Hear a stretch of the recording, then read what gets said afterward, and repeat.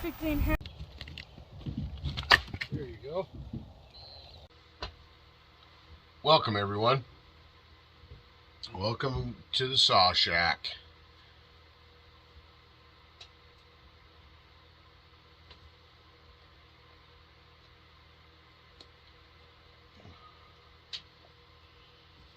Just out here enjoying the nice, cool weather. Got a nice fire going out here. It's pretty toasty. Got my new fancy shirt from the Bushman, Andrew Butler. Yeah, Butler Outdoors, Canada. Thanks, buddy. Look at it. Yeah. I think we need like this, something like this, coming out of a spirit fire.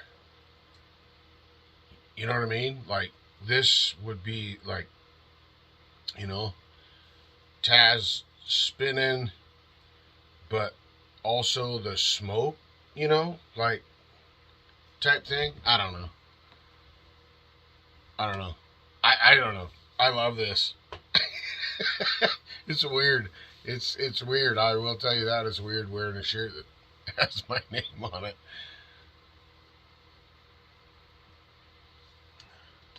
It's awesome. I love it. I'm just out here tonight, just taking it all in. It's nice and frosty outside. Supposed to maybe get some snow today.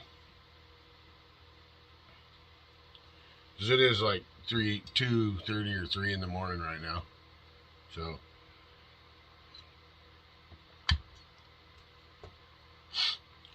before we get too far, before I forget, Karina, thank you for subscribing. I appreciate it. Candy B, thank you very much. Appreciate it. And also Dustin Furka. Hope I'm saying it right. Dustin Furka. Thanks for the questions about the 372, the X-Torque. In my opinion, from what I, from what I've run, I haven't run the 372s for a long time. Like others have, whatever. But in my experience, I don't see anything wrong with the 372. As far as power to weight ratio goes, it is heavier than a regular 372 XP.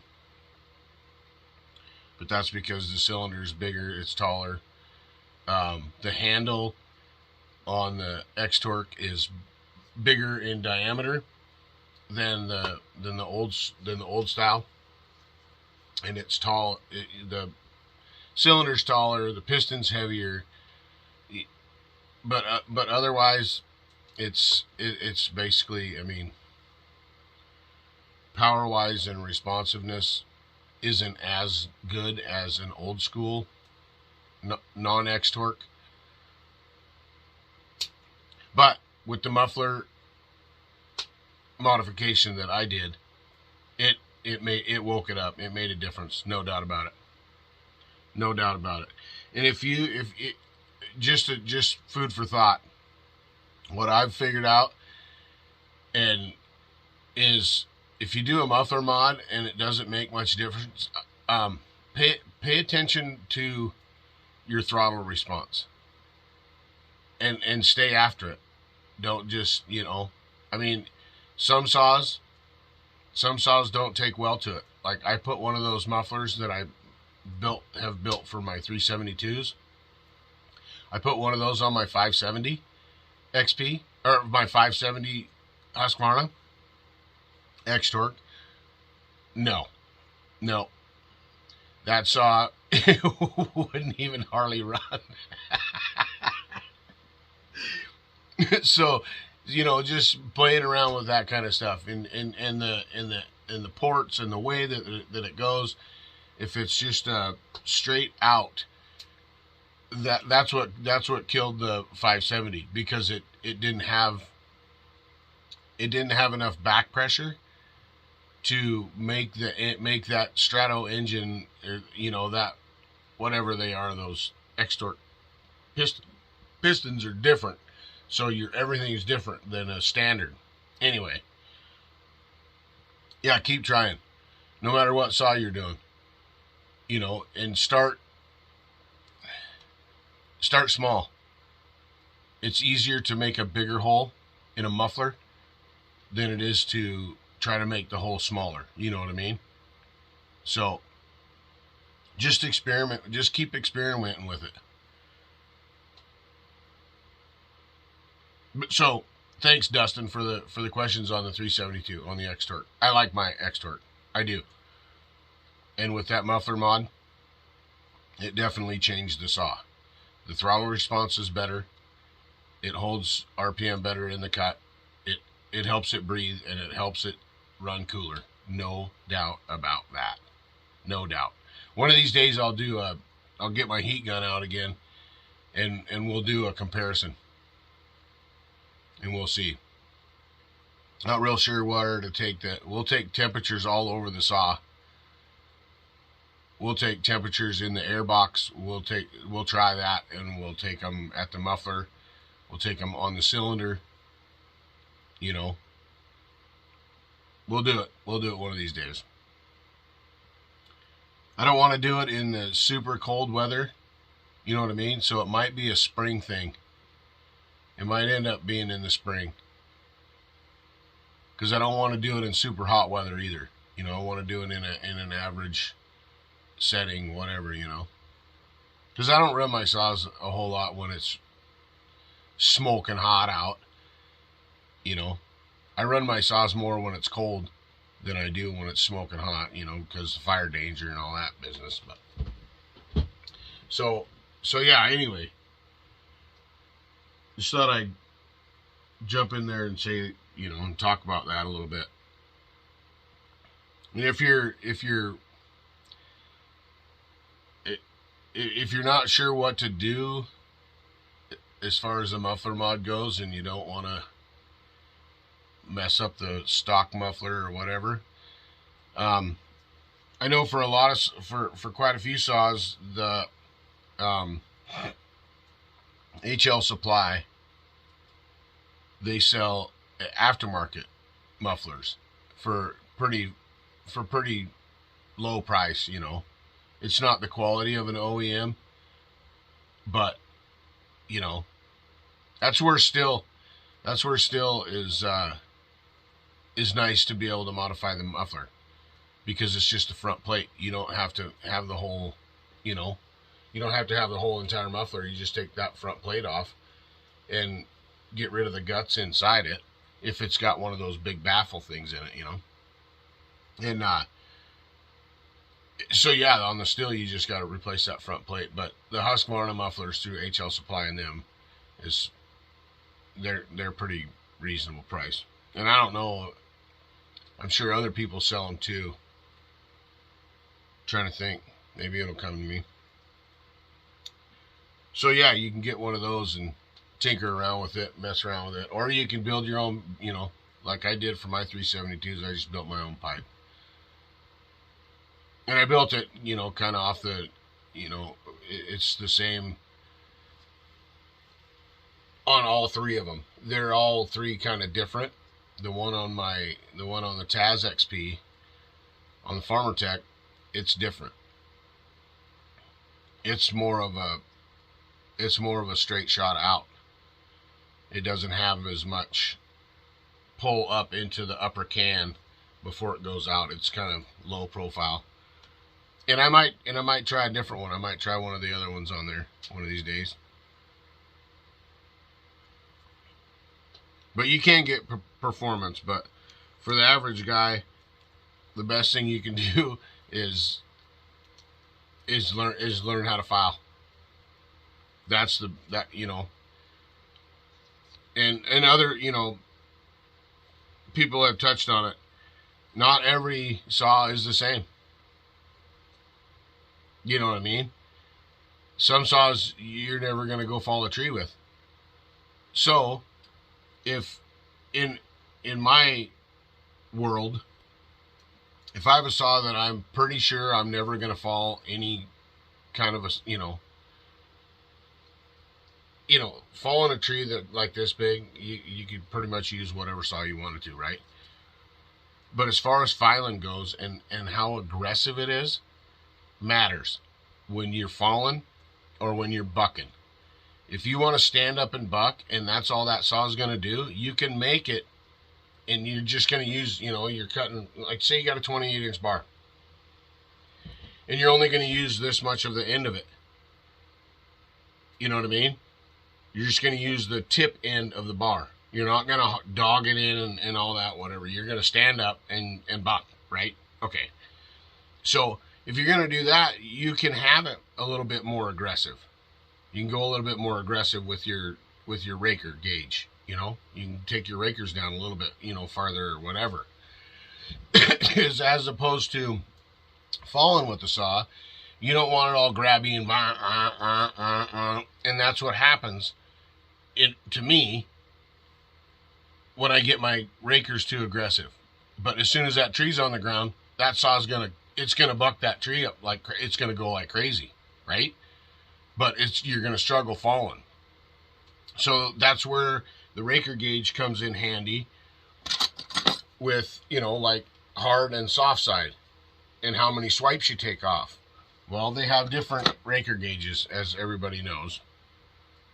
This is the Husqvarna one with the soft and hardwood setting that is kind of soft metal, as you might be able to see.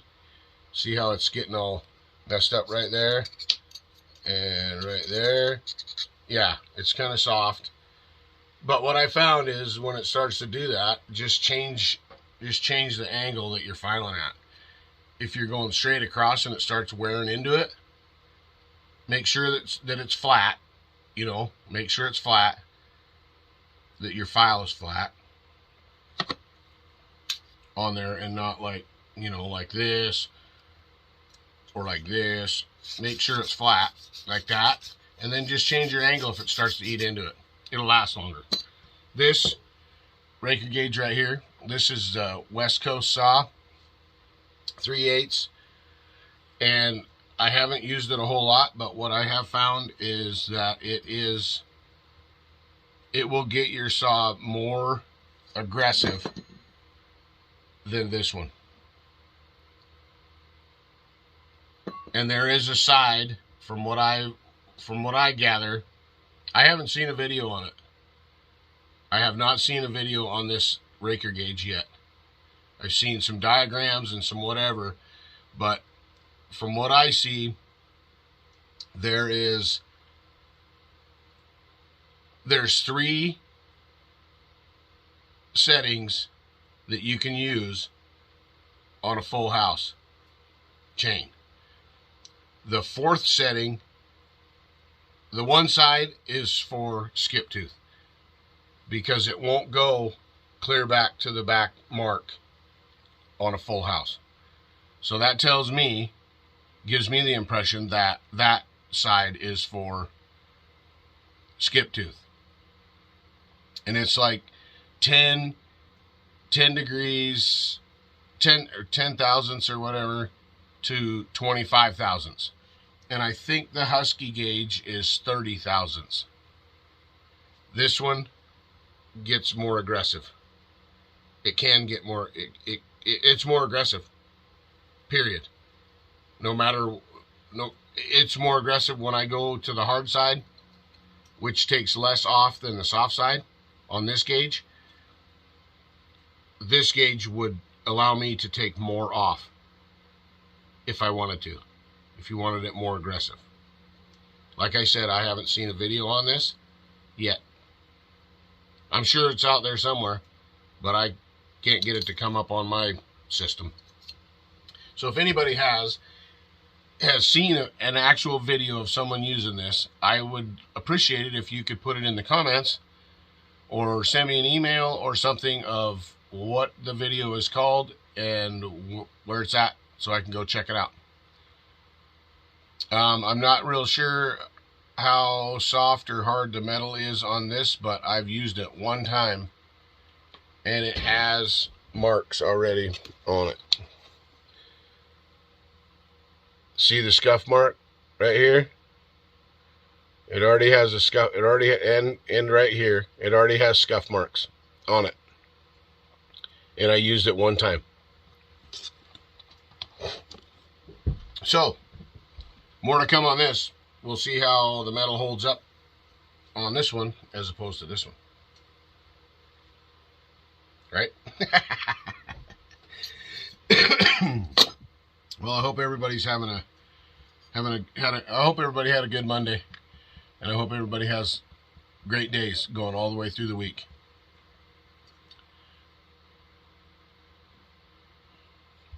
Got my good coffee out here.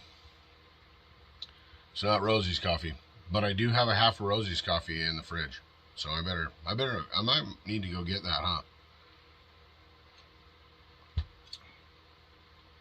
Yeah. Also, I wanted to touch on something that Smitty has been talking about.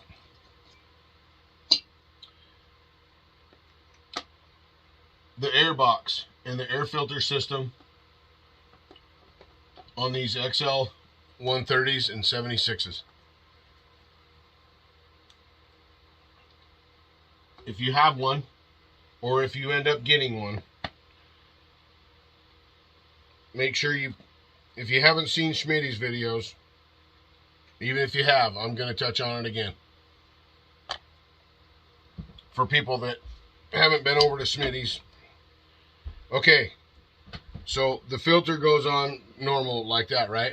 Okay, well, this filter doesn't have the rubber grommet right there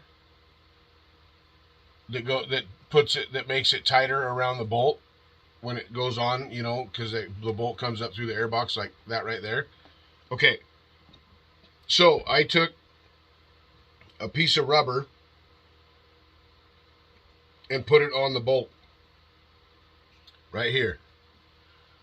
I don't know if you can see that right here. Can you see that? It's a piece of orange rubber right there. So when that filter goes on, it's inside that hole and it closes up that gap. Okay? The other thing is this cork gasket.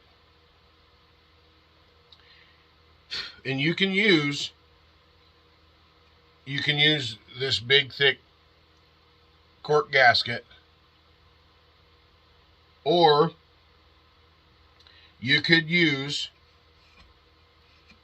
this, something like this, some gasket maker. I put some of this. I had to do it on a McCulloch also, because after, you know, I always check my airbox. I always look at my airbox to make sure I'm not slurping in a bunch of fines, you know, and dirt and dust and whatever. And you know, and it kind of, you want to do it anyway. You don't want stuff in your airbox, right? So, but the thing with this cork gasket is, if you leave your airbox tight all the time, it will squish. It will squish, right? And it won't come back necessarily to the thickness it was when you started. So that's why I throw this. That's why I say, you know, that you can use this also. You know, when this is coming apart, you know, it'll just let it clean the surface good and just put it on and make sure that your filter still lines up, and make sure that it squishes down on that. Because like I said, if you've seen Schmitty's videos, you understand. But if not, you want to do that because they're prone to pulling in fines from right here, which is your side cover, where all the cutting action's going on and all the fine dust is getting pulled right to that airbox. So this cork gasket for now is working, and when it shrinks too much, I will probably go with this. Something like this will be in there, either on the filter or on the surrounding part of the air box. Just another tip for helping your saw run longer. Another thing you can do is just leave your cap on, the top cover on loose, so it doesn't squish that all the time. So then when you're, before you run it, tighten it up, get it tight, good to go, right? Get done running it, you got to take it off anyway to clean your air filter and all that business anyway. So when you put it back on, just put it on fairly loose so it's not squishing that cork gasket all the time. Man, this sure is a fun saw to run. I sure like it. They're light. They're a pretty nimble saw. I'm loving it. I am loving it. I hadn't ever run home lights. I don't think I have. Not run them, Had a couple in my hand that started, but I never cut wood with them until I got that one.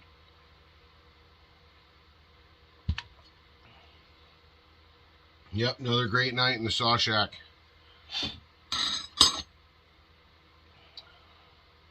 Quite a few new subscribers, and if I haven't mentioned you, it's because it doesn't show up. It doesn't, I don't get to see who it is. Something with the settings or whatever, if your channel is not public or whatever, or if you don't comment, I don't know. So, to the folks that I haven't mentioned, welcome, and thank you for your support. Thanks for being here. I hope you enjoy what we got going on here. TazMan Spirit, and then this coming out of a fire. Squirrel. Right, Kim Wilson?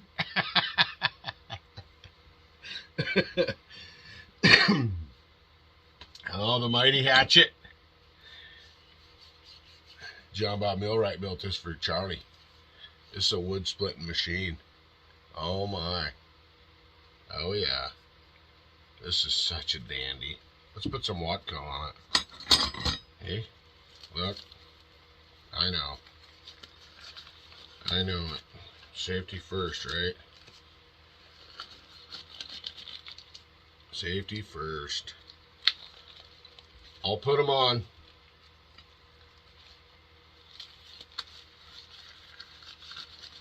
Because I know that stuff isn't good for you to get into your skin, and it leaches into your blood and all that. Right? And I even have a new Wadco rag. Let's break this in, huh? Oh yeah.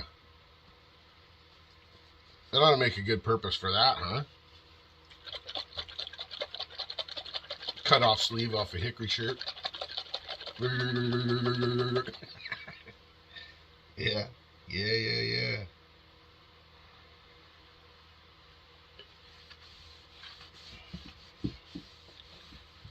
Gosh, that thing's pretty.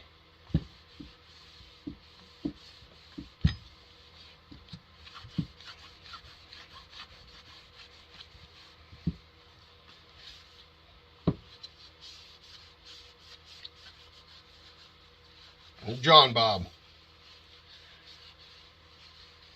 Hope you had a good hunting trip, buddy.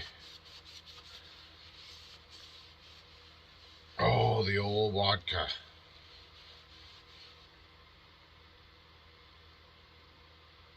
Look at that dandy.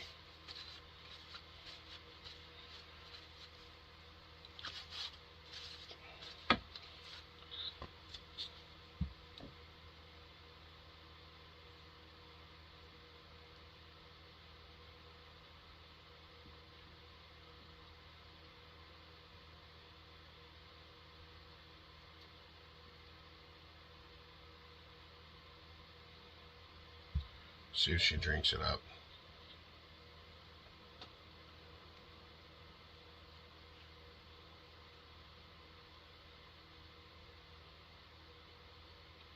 Old Dan from Kane's Customs. That 266 is pretty sweet, dude. That's a nice saw. Oh yeah. She's slurping her up pretty good.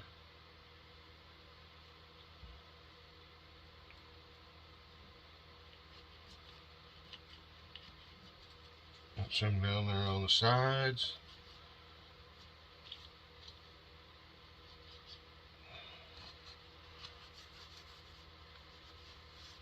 Gosh, that's a nice tool.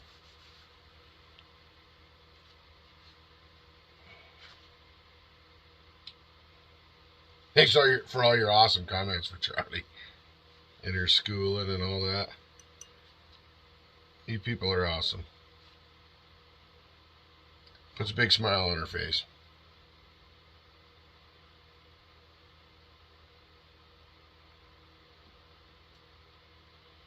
Oh yeah.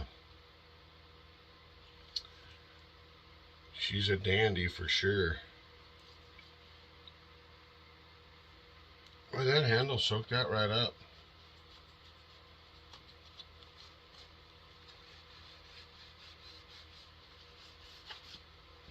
We better put some more on there. Hey?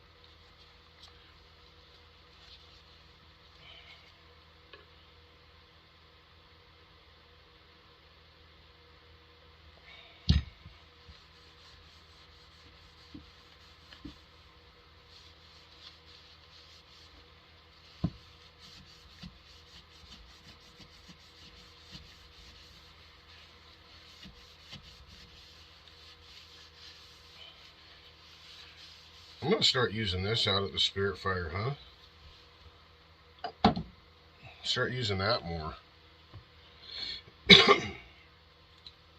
Well, we might as well keep going, I guess. Been a while since I put some on this beauty. The old wedge banger.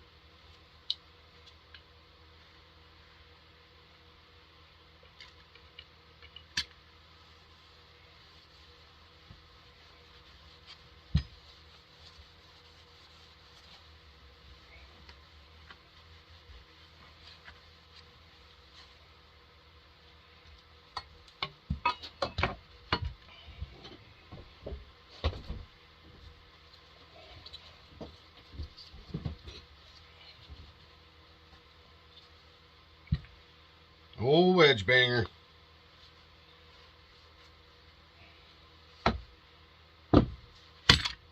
That sure is a nice tool.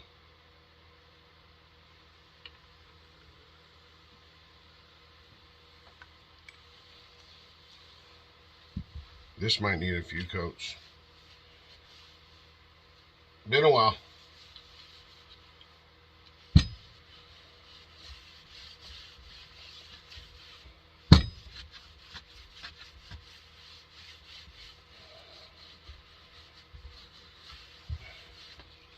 We're gaining.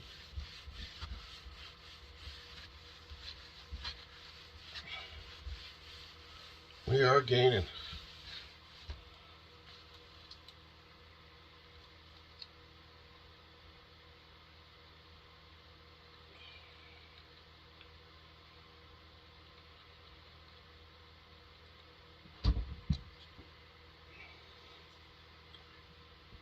Try not to get my shirt dirty, Bushman.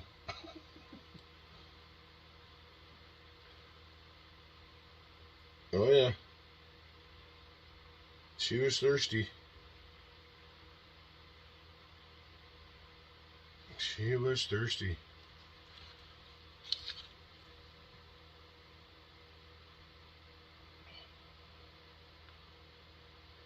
This is going to be a longer one.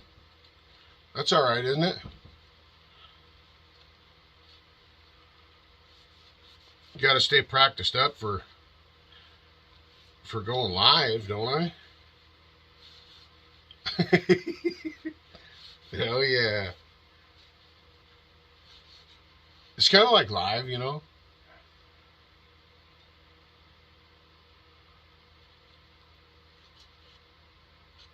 Look at that. I'm going to let that sit for a second. it sit for a while. See how much it soaks up? I'm done with these. Make your hands sweat.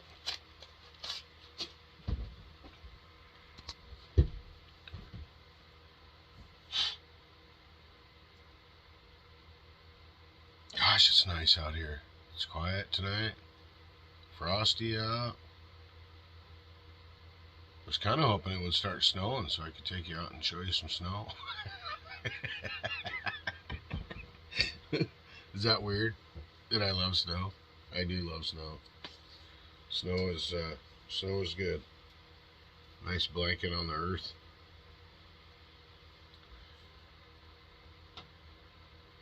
Awesome. Awesome, awesome, awesome.